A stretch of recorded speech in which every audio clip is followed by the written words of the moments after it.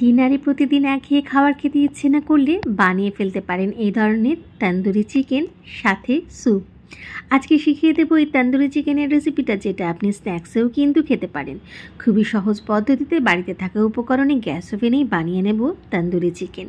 চিকেনের leg piece নিয়ে নিয়েছি আর এরকমভাবে ছুরি দিয়ে আমি কাট করে নিয়েছি। দুবার ম্যারিনেশন করব। ফার্স্ট ম্যারিনেশনের জন্য আমি নিয়ে নিচ্ছি এখানে 1 চামচ ভর্তি লেবুর রস, পরিমাণ মতো নুন আর একটু গোলমরিচ গুঁড়ো। ভালো করে মাখিয়ে আমি রেখে দেব আধ ঘন্টার জন্য। আধ ঘন্টা পর আমি করে নেব দ্বিতীয় ম্যারিনেশনটা। সকালে যদি এইভাবে আপনি ম্যারিনেট করে রাখেন তাহলে রাতে অনায়াসে করতে পারেন, খুবই তাড়াতাড়ি হয়ে যাবে আর খুবই সফট হবে তন্দুরি চিকেনটা। জল ঝরানো টক দই নিয়ে নিয়েছি সেকেন্ড ম্যারিনেশনের জন্য, সোয়া সস, আর যেটা দেখাতে ভুলে গেছি একটু গরম মশলা গুঁড়ো নিয়েছি, আদা রসুনের পেস্ট নিয়েছি, কাশ্মীরি লঙ্কা নিয়েছি, তন্দুরি চিকেন নিয়েছি, পরিমাণ মতো নুন, গোলমরিচ গুঁড়ো আর একটু ধনেপাতা কুচি, সামান্য একটুখানি সাদা তেল দিয়ে ভালো করে মাখিয়ে আমি রেখে দেবো এটা 4-5 ঘন্টার জন্য। আপনি যখন বানাবেন ঠিক তার আগে এইভাবে ম্যারিনেশন করে রেখে দেবেন। দেখুন আমি 4-5 ঘন্টা পর ঢাকাটা খুলে নিচ্ছি। একেবারে কিন্তু সুন্দর ম্যারিনেট হয়ে গেছে চিকেনগুলো।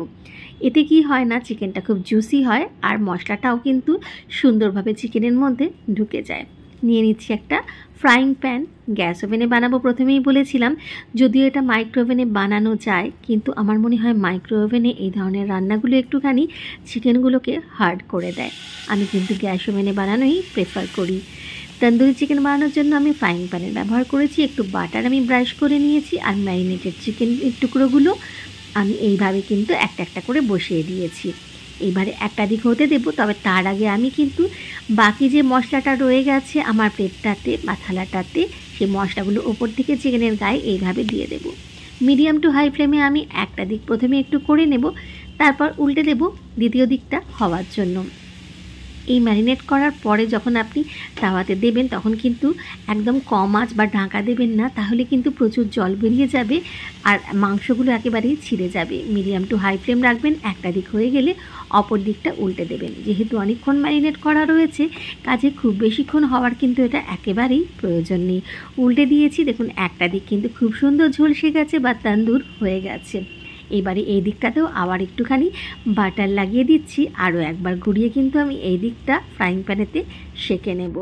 দুটো দিকই সুন্দরভাবে আমার সেঁকানো বা ঝলসানো হয়ে গেছে। তন্দুরি চিকেন একেবারে রেডি।